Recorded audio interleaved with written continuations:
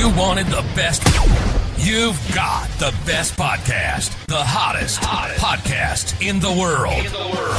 The Chris Voss Show, the preeminent podcast with guests so smart you may experience serious brain bleed. The CEOs, authors, thought leaders, visionaries, and motivators.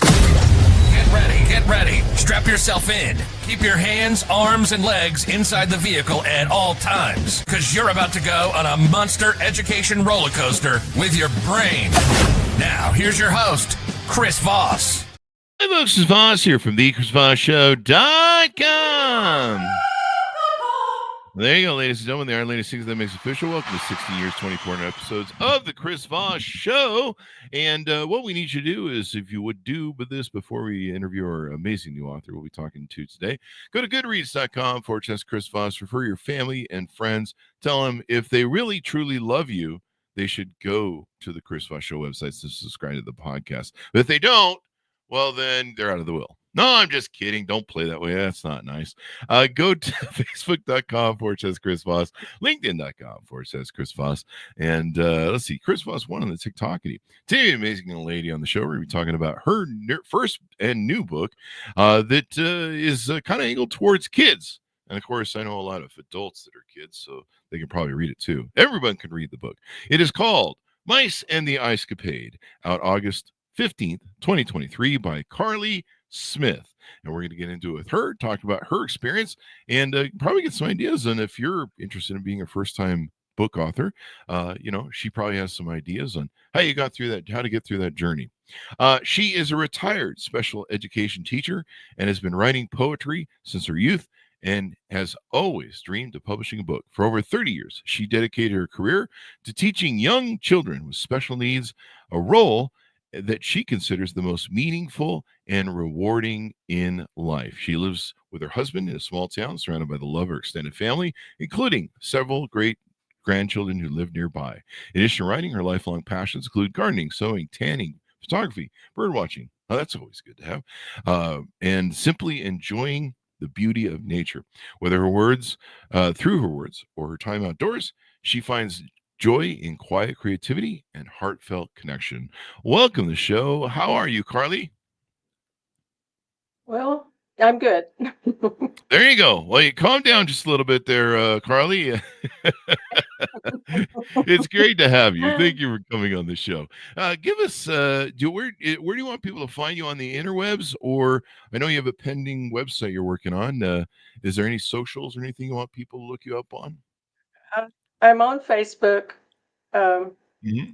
My Facebook address is cf.smith16@outlook.com. There you go. So give us a 30,000 overview. What's inside this book? What's inside the book? Yeah, give us an overview, if you would. Well, it's a story about poor mice. Little mice, and they live in a rice field, and they are busy during the summertime trying to store rice for the winter months. And they work real hard. The family has it's a mother, dad, and they have children, so the children are also helping them do the work outside. And so then they get this done, and they decide that they're very tired and they would like to celebrate some way. And so they do that by having an ice skating party. And so the whole book is a story about how they get ready for that, how they plan it, and how they work to get it done. And they find things outside, and they go to a trash dump to find things to make, to use for their parade and their party, their ice capade. There you go. And, the ice capade. That's pretty much what the story is about. It goes into a little detail, and here's a picture of the book. Here's the book. And so who is it targeted to? What age group? You mean what age group? Well, mainly children, but I found that A lot of teachers enjoy it. I've gone into some schools and read the book to children and to classes. The teachers appreciate the poetry. It's written in poetry form. Mm-hmm. Some of the older classes that I went to were fourth, fifth, and sixth graders, and they were a lot of them were learning how to write. And so the teacher let me come in, read to them, and then I also went through some do's and don'ts and some things that you do when you're writing. You know, how you practice and you rewrite, and you know, before you do that, you have to maybe do some research, decide on the idea, and all those little points. You know, we just went over several pointers before we read the book. There and you then go. afterwards, the students were able to ask questions regarding, you know, how I did certain things. And so that was kind of how that went. But now, was that the thing that inspired you to write the book, or was there a moment or personal story that sparked the idea on top of that? well, the way I ended up writing the book, I didn't intend for it to be a book to begin with. It was I belonged to a Zoom writing class, and our mentor she would give us time to do actual writing during the Zoom class. And one day she gave us the plan was she gave us words to choose from, and we had to choose 3 words to write something. And we could write a poem, we could write a story, we could write any little thing. And then we get back together and we would read what we wrote and let the other group and the other members of the group listen to what we wrote. And we would only have like 20 minutes or so. And so I picked the word mice was the main word and I think one of the other ones was parade. And so I wrote this little poem, and I started writing it. Of course, in the 20 minutes, it wasn't finished. And so later on, not just after the Zoom class, but several weeks, probably months later, I decided I kind of wanted to publish a book. So I had this address of this publishing company, and I called them. I had the phone number, and I called them, and they asked me if I had a manuscript ready. And I said, well, no, not exactly a manuscript, but it was a poem that I had written. And at that time, I had finished the poem. And I thought, well, this poem could be turned into a story. I mean, it tells a story. And I told her a little bit about it and so on. And she was interested, and she wanted me to send the manuscript. So that's where it started. And there you go. It just kind of took off from there. And they, like within about a week, they called me and accepted my manuscript for publishing. Well, congratulations. And so congratulations. So that's how it all began. Now you spent, I think, what did we say, 30 years in, working as a special ed teacher or something to that effect, I think. For over 30 years, you were in the career of teaching young children. So you probably spent a lot of time maybe reading to children or going through books with them. I know my mom was a teacher, and so she would read to them. I worked in 3 different schools. The first school was a public school, and I was a para. I wasn't a teacher yet. I had the degree, but they hired me as a para in the classroom. Okay. And this was in the special education classroom. And I did work with children, then just more or less as a para. And I did some substituting in that school too. And then I did that for 7 years. And then I got the opportunity to go to a school that was called United Cerebral Palsy. And this was a special school for children with disabilities. And they were birth to 3. And so I worked there for, I think it was 12 years. Worked with them. Of course, we read stories, easy stories for them. Picture books and a lot of different kinds of books, I also did some home-based teaching during that time I worked there. and I could take my own books with me when I went to visit the kids. And and then the third school was a state school. This is in Missouri, St. Joe, Missouri, and that's where United Cerebral Palsy is also located.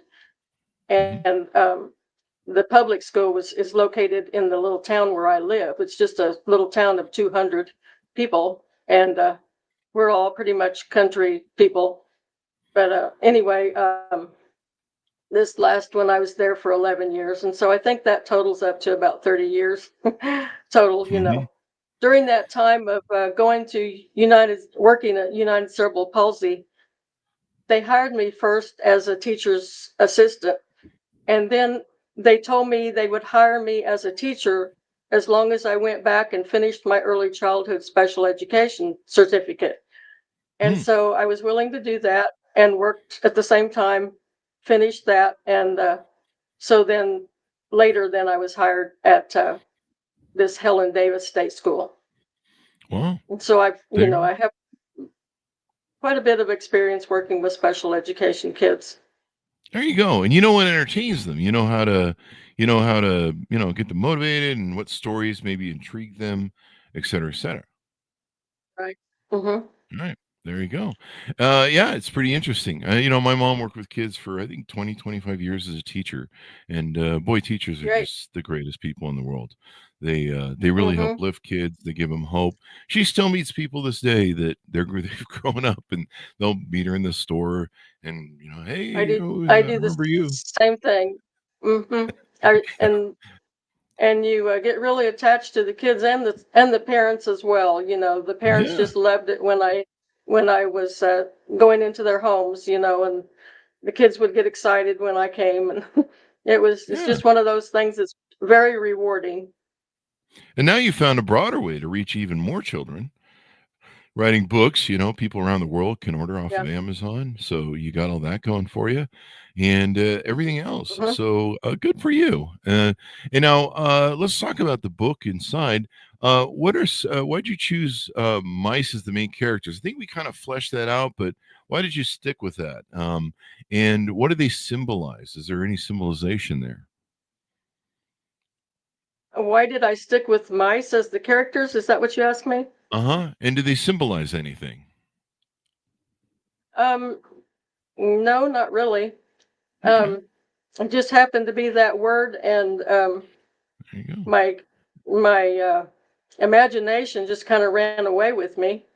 There you go. And I started thinking about what these little mice type people could do, and I just started writing and thinking and imagining, and I just created this silly story. I'm not sure how, but Well, there you go. I mean, but that's pretty wonderful. I mean, a lot of these times, we talk to a lot of novelists like yourself on the show, and it's interesting where they find their inspiration. And sometimes they just sometimes they have like just voices that come to them in their head, and I'm like, wait, isn't that schizophrenia? But they'll. I mean, go ahead. I was just going to say, and I like to write poetry, and I had started it out as a poem, and then the way it was written, I kind of went back and added a lot of more verses, and when I finished it, I don't know, it just happened. There you go. I don't know. And that's the beauty of that inspiration. And then of course it sounds like you went through the gauntlet of finding your voice, right? Finding how to write and learning all the structures and all that sort of stuff that goes into it. And so it's quite the journey to go down, but it's kind of fun once you learn how to do it. You can write more books.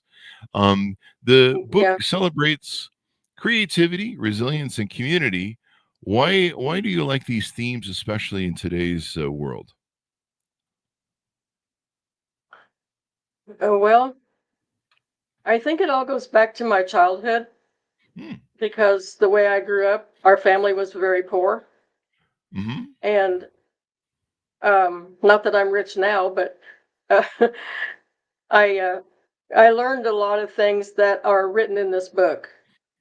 I Mm-hmm. learned how to play, for one thing. We had to survive. We were, Yeah.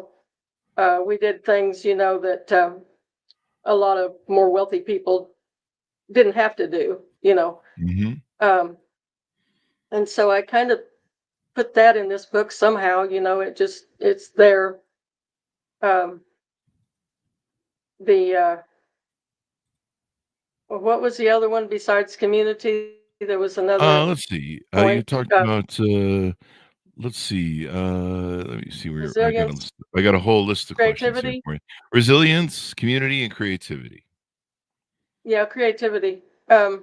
I think I've always been creative. When I was working, I was always able to create um, bulletin boards and activities. I always made some homemade activities for the kids, just simple little things. These kids I worked with were very basic. They didn't know a lot of how to do a lot of the basic things. Um, and so I was creative and tried creating things with color or different textures and those kinds of things that those kids don't have access to.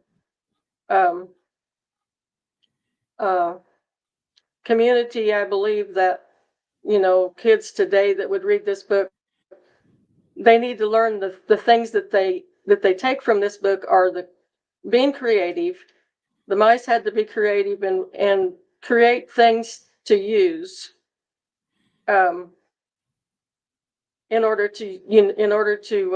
well, for example, when they made signs, they were advertising their parade and their ice capade skating party. They made signs to invite the community to come along with them and to come Mm-hmm. and celebrate it in their ice skating rink, which was a puddle of water that froze, and that's what they skated on. Mm-hmm. And so the mice had to be creative and figure out how to make the signs. They went to the dump and found things.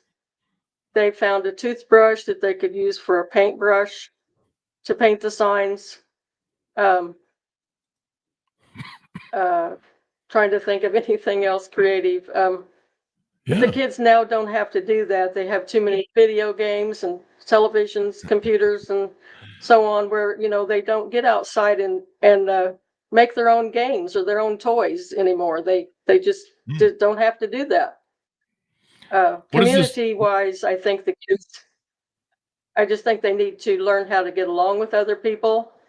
Mm. Um, be in the community for socialization, for one main thing. To be around other people. Mm-hmm. So Yeah. go ahead.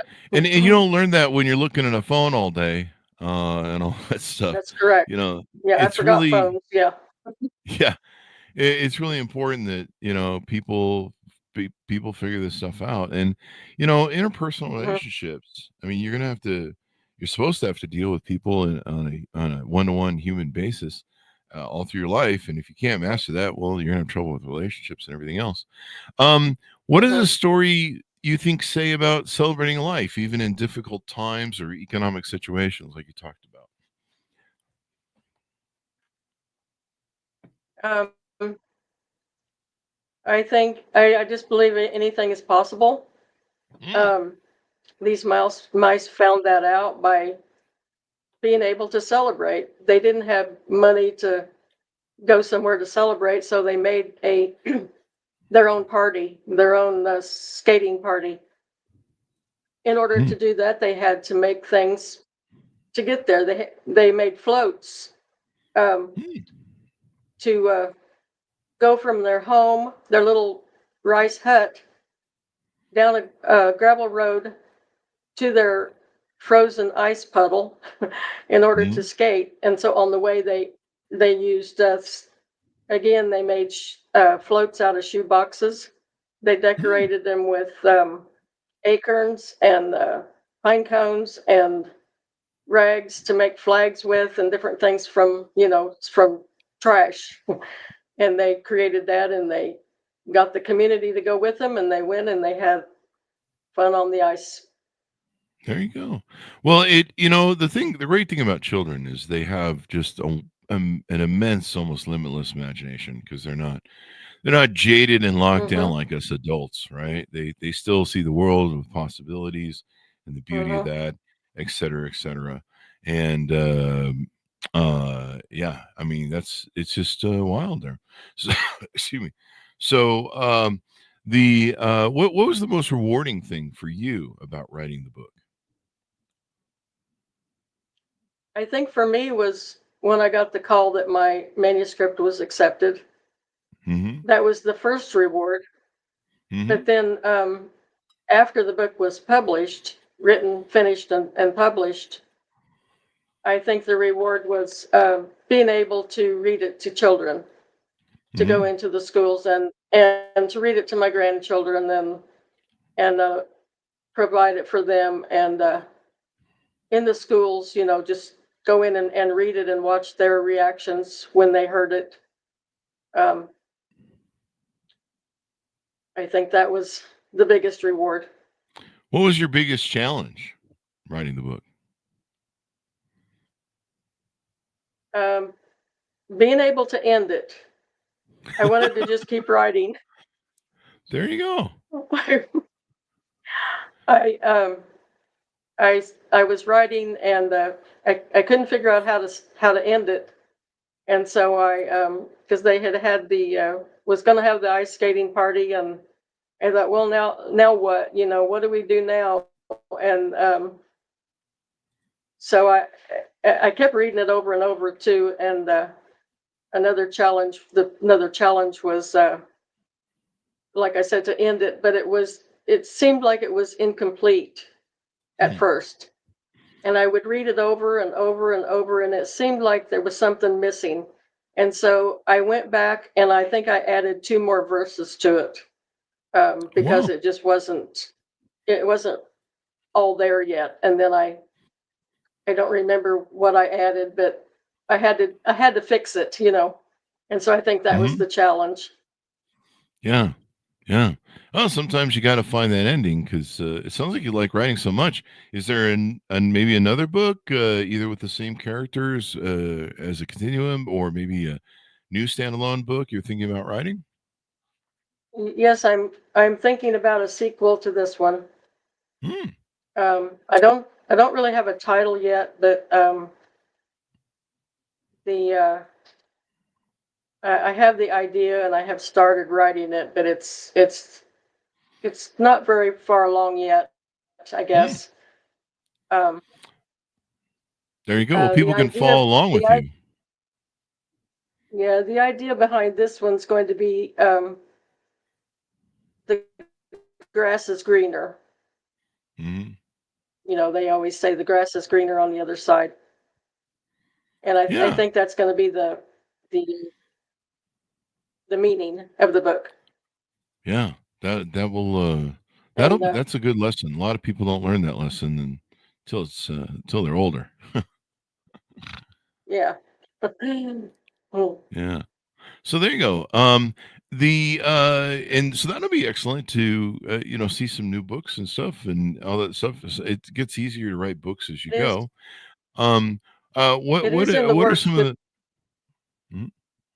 I'm sorry.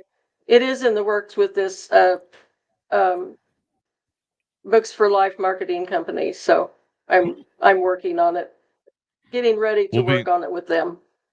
there. You go. We'll be excited to see it. So how has been your experience with book signing, school visits, and engaging with readers shape your connection to the story? Um, I really I just really enjoyed doing that Hmm. by seeing the students' reactions to the book. I was always well accepted into the group when I went to the schools. They would set up the overhead projector for me to show my pictures, the pictures in the book as I read it, Hmm. and then well, I did a little activity beforehand with the kids. Hmm. I didn't tell them anything about the book first. We did this little activity with the kids, and they most of them were the older kids, And I only went into elementary schools up to 6th grade. Yeah. But I took some objects with me. I think it was 5 objects, and when I got there, I would invite. I asked the teacher to choose 5 students to come to the front of the classroom, and then I gave each one of them one of these objects, and I asked the kids to use their imagination. I said, "You've got to use your imagination for this activity." I said, "Use your imagination and tell me what you could use that item for, other than what it is used for, what it's supposed to be used for." Mm-hmm. And one of the objects that I took was a toothbrush, and one of the objects was a little rag, and one of them was a tuna can. Mm-hmm. And the kids had some pretty good answers. The kids would come up with things like, for the can, it could be a bathtub for the mice, Mm-hmm. or it could be, if you turned it upside down, it could be a table or a chair. The toothbrush, they all thought of the paintbrush or a back brush when they took a bath in the tuna can. And, just silly responses like that, But Mm-hmm. I wanted them to use their imagination before they heard the story, so it would click as Mm-hmm. they were getting the story, what the mice were actually using, and how they did that. So Yeah. that's kind of was the activity. But There you go. the kids just, and the teachers were also real receptive to me. They appreciated the poetry part of it, and Mm-hmm. she had me, a couple of different schools I went to had me go over writing skills because they were learning how to write. And we would go over, like, how important it is to learn about punctuation and capitalization and spelling and all those kinds of things, before you turn in your manuscript. It all has to Mm-hmm. be proofread and corrected, and then another thing was to write, when you write something, it's not done. You can Mm-hmm. always rewrite it. You can always make corrections. You can always make changes. And, those kind of skills were all talked about. And kids had a lot of questions, and, so they took me more into my story than I think I was in it when I wrote it. They really brought everything out to me. It was just fun. Yeah. Very enjoyable. There you go.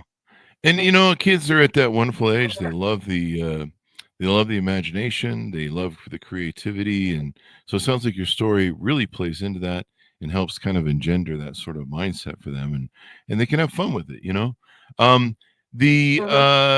Is there any sort of moment that you usually see children light up when you read the book to them? Is there any special scenarios or parts of the book they like more? Well, I think it was the same place that I lit up when I saw my pictures in my book before it Mm-hmm. was published, when I was approving my pages. And that was the page where the mice were on the ice, actually skating, with the moon shining, It was, Mm-hmm. can I show you that picture, or have you looked Yeah, at the please book? do. Yeah, please do. I'll show you that. Let me find it. Okay, it's right here. Okay. And there you go. It's they're skating on the ice, right? Right. Mm-hmm. There you go. They won. They did And then it. I also chose that for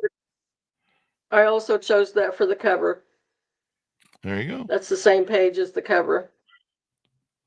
And did you? What advice would you give to other authors that are trying to bring meaningful books into schools and communities? What advice would you give them? Because I imagine there's a lot of people like you who are like, I want to write a book someday.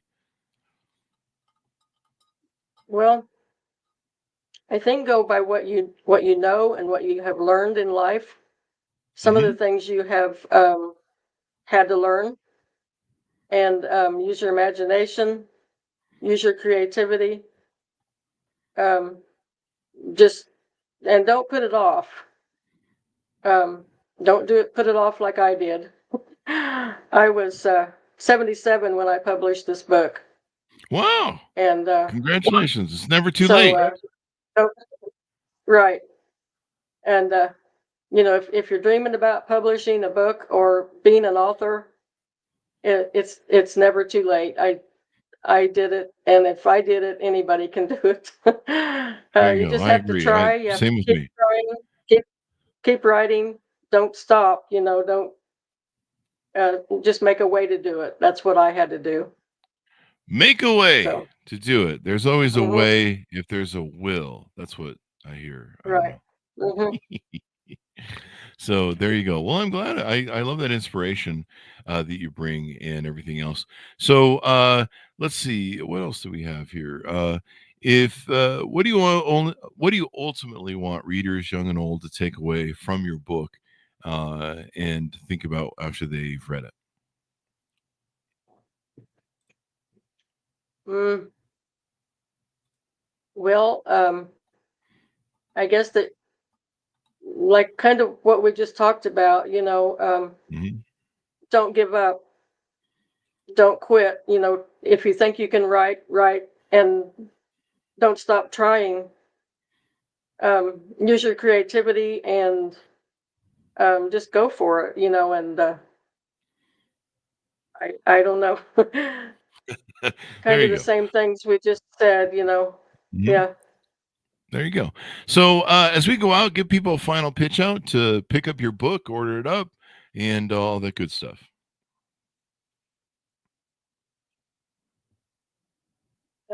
A final what? Just Final pitch out. Give people a final pitch. Tell them where they can buy the book off Amazon, oh, etc., and it is. any social media, etc.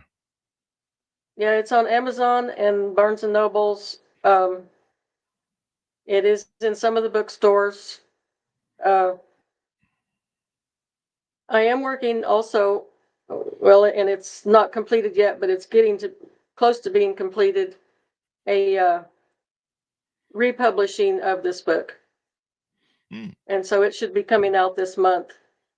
So you might watch for it. We're using the same title, and we're adding a subtitle to it. Um, so that will be coming before too There, long. there you And go. There you go. So we'll look so I forward to would seeing I that would new book from you. okay. I would All right. appreciate anyone purchasing it and commenting that they enjoyed it afterwards, and giving me some reviews. There you So go. I appreciate the time being able to be on here. There you go. And we appreciate you. I mean, wonderful, great message. There's a wonderful message of enlightening kids, raising their spirits, giving them imagination, teaching them community, and all that good stuff. So thank you very much for coming on the show. We really appreciate it, Carley. Thank you again. Thank you. And order up the book, folks, wherever fine books are sold. Mice and the Ice Capade, out August 15th, 2023, by Carley Smith. Thanks, Jonas, for tuning in. Go to goodreads.com/Chris Voss, LinkedIn.com/Chris Voss, Chris Voss1 on the TikTokity, and all those crazy places on the internet. Be good to each other. Stay safe. We'll see you next time.